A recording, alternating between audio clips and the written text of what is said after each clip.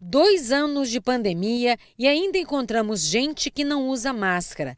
Mesmo depois de tanto tempo e com a vacina na mão, ou melhor, no braço, não é momento de se descuidar.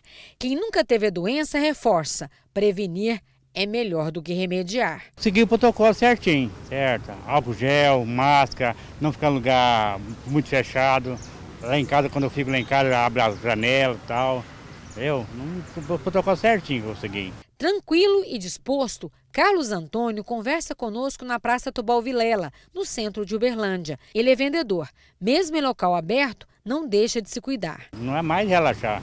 Construir o protocolo, usando a máscara vai virar o acessório permanente em nossas vidas agora. A preocupação do Carlos é a mesma de milhares de pessoas. E tem motivo, viu?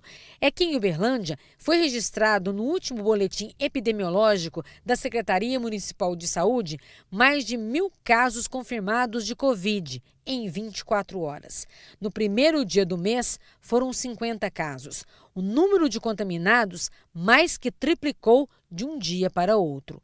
A infectologista Carolina Toffoli nos atendeu por chamada de vídeo, por conta da demanda cada vez maior. Ela saiu da área da UTI de um hospital particular para conceder a entrevista. Nos contou que estava no consultório e saiu para atender a ocorrência. Disse que as previsões sobre a Ômicron estão se confirmando. A variante do coronavírus tem uma capacidade muito maior de contaminação e com o número de casos de H3N2, a situação está muito mais preocupante. São 2 vírus, eles têm muitas semelhanças, as diferenças clínicas, né, das formas clínicas são muito sutis, muito suaves, né?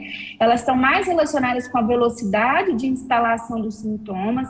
Muitas vezes a gente vê que na influenza o paciente desenvolve sintomas mais exuberantes mais rápido e a Covid acaba sendo um pouquinho mais lenta, um pouquinho mais branda no começo e depois produz mais sintomas.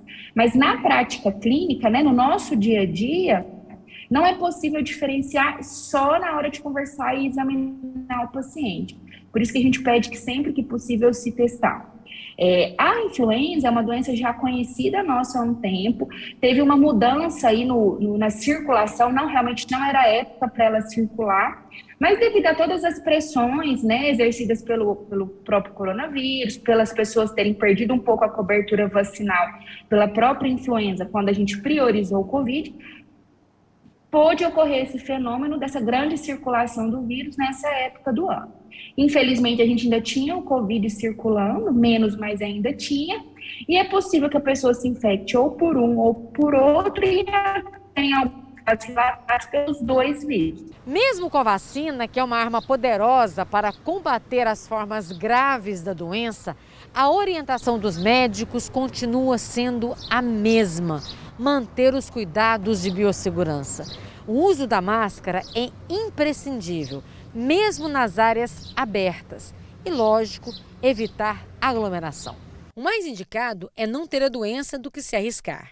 A gente pede que, se possível, se testar para a gente entender qual vírus que é. Isso tem uma importância não só individual para a pessoa poder, quando for consultar com o médico, seja presencial, seja por vídeo, para a pessoa saber quanto tempo ela vai ficar em isolamento, mas também tem uma importância coletiva, né, para a gente entender, pelo menos aqui na nossa cidade, depois extrapolar para o Brasil inteiro, qual vírus que está mais circulando, quais repercussões que cada um está tendo.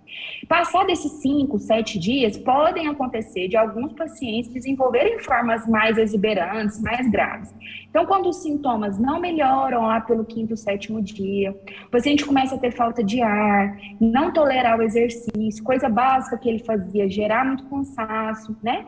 Uma febre que tenderia a melhorar no 5º dia, 7º dia e não melhora. Para esses pacientes, a gente pede que procure o pronto atendimento para o médico avaliar se teve alguma complicação da infecção viral. Quem teve Covid no começo da pandemia conta que foi horrível e não quer essa experiência de novo de jeito nenhum. Eu tenho medo e eu tenho 3 filhos, morro de medo deles pegar também. Ninguém vacinou, né, por causa da idade ainda. Então, a gente sempre tem medo, né?